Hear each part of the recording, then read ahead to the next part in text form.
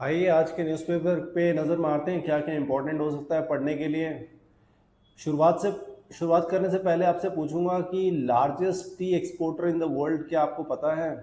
Most of the time हम लोग हर एक चीज़ का आंसर चाइना दे देते हैं, लेकिन इसका आंसर चाइना नहीं है। चलिए आज का न्यूज़पेपर शुरू करते हैं। पहले पेज में आप ये आर्टिकल ज़रूर पढ़ सकते हैं। यूएन जनरल असेंबली की मीटिंग हो रही है। यूएन यूनाइटेड नेशन के जो 6 ऑर्गन हैं उसमें से एक important organ United nation general assembly भी है। इसमें अभी मीटिंग हो रही है यूएस में, उसमें जो ट्रम्प साहब का कहना है और वो सब है, वो सारी चीज़ें हो रही है। अभी देखते हैं मीटिंग कंप्लीट होने के बाद में क्या चीज़ें ट्रांसपायर होती हैं। आप ये आर्टिकल पढ़ सकते हैं। उसके बाद आप एडिटोरियल में आएंगे तो एडिटोरियल में आपके पास में 2 आर्टिकल हैं।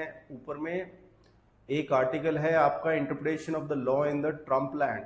तो इसमें देखिए, इसमें ये बताने की कोशिश की गई है कि यूएसए में जो है ट्रम्प साहब ने लॉ प्रोफेशन को यूज करके कैसे लॉ को अपने फेवर में कर लिया है। तो लॉ में ना एक बहुत अच्छी स्टेटमेंट मेरे को किसी स्टूडेंट ने कहा था, जो कि अभी एक बहुत सक्सेसफुल लॉयर है। उन्होंने मुझे ये बताया था कि sir, law is meant to use it और अब्यूज इट।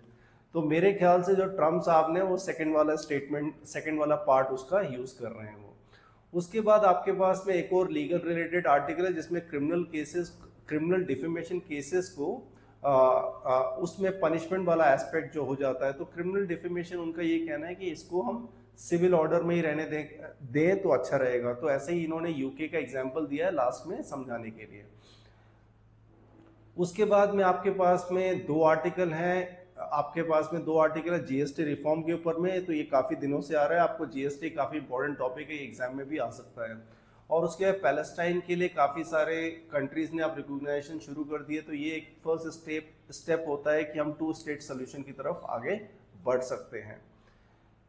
उसके बाद में आपके पास में ये आर्टिकल जो है आपके पास में ओपिनियन में आ जाइए। ओपिनियन में आप वैक्सीनेशन के बारे में समझेंगे। वैक्सीनेशन एक डेफिनेटली एक बहुत अच्छा टूल होता है किसी भी डिजीज को या किसी भी प्रॉब्लम को प्रिवेंट करने के लिए। तो ये एक अच्छी चीज़ बताई गई। अलमाटी डैम के ऊपर में बताया गया जिसमें कर्नाटका, आंध्र प्रदेश और तेलंगाना इन्वॉल्व है, क्योंकि कर्नाटका कोशिश कर रहा है कि अलमाटी डैम का जो हाइट है या वो है, वो पूरा प्रोसेस 5 या 6 मीटर से बढ़ा दे तो उससे वाटर का स्टोरेज बढ़ जाएगा। तो ऑब्वियस सी बात है कि दूसरे जो स्टेट उसके साथ में अटैच है उनको कुछ प्रॉब्लम दिखेगा उसमें।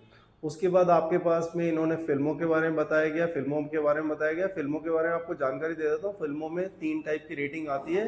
एक आपके पास एक की रेटिंग आती है जो कि एडल्ट मूवीज के लिए होता है, यू है अनरिस्ट्रिक्टेड एज, जो कोई भी देख सकता है। और एक बीच में आती है UNA। तो इस टाइप का, तो इसमें से मलयालम मूवी जो है वो काफ़ी ज़्यादा यूनिवर्सल है, बेसिकली वो कोई भी एज के देख सकते हैं। तो इसलिए इसको देखा, इस डेटा में ये दिखाने की कोशिश की गई है। उसके बाद में आपके पास में ये है न्यूज़। इसमें से आप देख सकते हैं, ये वाला न्यूज़ आप पढ़ सकते हैं। Don't let the boundary dispute dispersed this, China envoy कह रहे हैं। तो इसमें ये कहा गया है कि अब हमें बाउंड्री डिस्प्यूट से आगे बढ़ के इकोनॉमिक्स के सबको देखना चाहिए। उसके बाद में आपके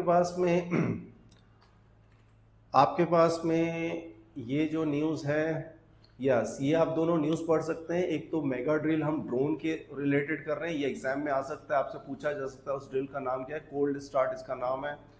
उसके बाद हिमाचल गवर्नमेंट से सुप्रीम कोर्ट ने पूछा है आपका डिजास्टर मैनेजमेंट का पूरी पॉलिसीज हमें समझाइए। उसके बाद में आपके पास में एक काफ़ी अच्छा इंटरेस्टिंग आर्टिकल है, ये आप जरूर पढ़िएगा। इसमें बताया गया supreme court link sense of stagnation. तो इसमें ये बताया गया कि हमारे पास जो जज हैं वो टैलेंट क्यों नहीं आ रहा उस पूरे प्रोसेस में। शायद वो अपने करियर को लेके काफ़ी स्टैग्नेशन देखते हैं, इसलिए शायद वो इस प्रोफेशन में नहीं आ रहे। आप इस आर्टिकल पढ़ेंगे तो आपको इसकी जानकारी मिलेगी। उसके बाद में आपके पास में, यदि आप इस 3rd पेज ऑफ न्यूज़ में आएंगे तो आप देखेंगे कैलकाटा में दुर्गा पूजा, और काफ़ी काफ़ी ज़्यादा बारिश हुई है, उसके कारण ये स्ट्रगल शुरू हो गया वहाँ पे। तो ये ऑलमोस्ट ये बताने की कोशिश की है कि गॉड ने, कि मतलब हमें इन्वायरमेंट को लेके थोड़ा और सेंसिटिव होना पड़ेगा। और उसके बाद में जैसे जैसे इलेक्शन आते हैं, रेवड़ियाँ बटनी शुरू हो जाती है। तो ये बिहार को लेके बताया गया। इसमें आप देख सकते हैं, इसमें आई थिंक आपको इलेक्शन से पहले जो ट्रांसफ़र होगा वो 10,000 रुपये होगा। तो इस टाइप से है। और और आपके थर्ड पेज में इंपॉर्टेंट न्यूज़ है, ये एग्जामिनेशन में डेफिनेटली पूछा जाता है, बहुत सारे एग्जामिनेशन में इसका पूछा जाता है कि फिल्म पे जो नेशनल फिल्म अवार्ड्स है वो किन को मिला है। तो ये आप चारों फेस याद रखिएगा, एग्जामिनेशन में ये बहुत इंपॉर्टेंट क्वेश्चन बन जाता है। Specially the Dada Saheb Phalke award जो मोहनलाल सर को मिला है, ही हैज़ बीन ये मतलब काफ़ी बड़ा फिगर है। आप साउथ इंडिया में यदि आप देखेंगे तो ये बहुत कंट्रीब्यूशन किया है इन्होंने अपने मूवीज़ में। उसके बाद में आपके पास में ये आ जाता है ये दो न्यूज़। हाँ, ये कोप 30 आप ज़रूर पढ़िएगा। इसमें जो है इंडिया को अपने जो टारगेट्स हमने डिसाइड किए थे, हमने कितना अचीव किया है और कितने पॉइंट पे हम बैठे हैं, वो सारा समझाना है। हमने मोटा मोटा जो है डिसाइड किया था emission intensity of its GDP bye 45% of 2005 level. हम अपनी इलेक्ट्रिक पावर कैपेसिटी को ऑलमोस्ट 50% ले जाएंगे नॉन रिन्यूएबल रिसोर्सेज के थ्रू में।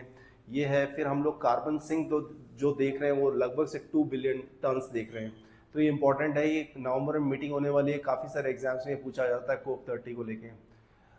और उसके बाद बिजनेस पेज में आप एक आर्टिकल पढ़ सकते हैं। वो है आर्टिकल आपके लिए ये huge scope of Indian T sector. मैंने आपसे स्टार्टिंग में पूछा था कि कौन सा कंट्री है जो कि लार्जेस्ट एक्सपोर्टर है टी का, वो है कीनिया। उसके बाद सेकंड नंबर पे चाइना आता है। तो इसलिए ये क्वेश्चन ये आर्टिकल आप पढ़ सकते हैं, उससे आपको इसकी जानकारी मिल जाएगी।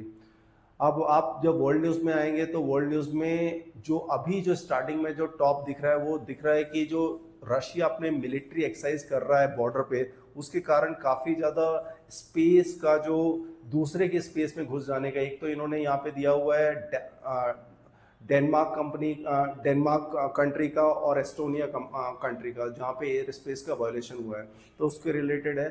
तो हो सकता है ये मैटर यदि मिलिट्री एक्सरसाइज के बाद में रुक गया तो अच्छी बात है, वरना आई थिंक नेटो को कोई ना कोई हार्ड स्टेप की तरफ बढ़ना पड़ेगा। उसके बाद में आपके पास एक और अच्छा इंपॉर्टेंट आर्टिकल आप ये पढ़ सकते हैं, OECD जो ऑर्गेनाइजेशन फॉर इकोनॉमिक कोऑपरेशन है। ये 38 कंट्रीज का ग्रुप है। ये पावरफुल नेशन है, वेल्दी नेशन है। पावरफुल से बेटर होगा वेल्दी कहना। हाई मतलब बेसिकली वो लोग काफ़ी इकोनॉमिक्स में काफ़ी आगे हैं। तो उनके चीफ इकोनॉमिस्ट का ये कहना है कि हम अब हाई स्किल माइग्रेंट को रोकेंगे तो इससे हमारी ग्रोथ रुक जाएगी। क्योंकि देखिए आर्टिफिशियल इंटेलिजेंस सब में इतना ज़्यादा आपको high skill high skill candidate चाहिए थी कि वो लोकल इकोनॉमी से आप नहीं ला सकते। तो इसलिए यदि H1 वीज़ा पे अभी रोक लगती है तो इससे हो सकता है ये जो OECD कंट्रीज़ हैं उनको काफ़ी ग्रोथ में चैलेंज दिखने लग जाएगा।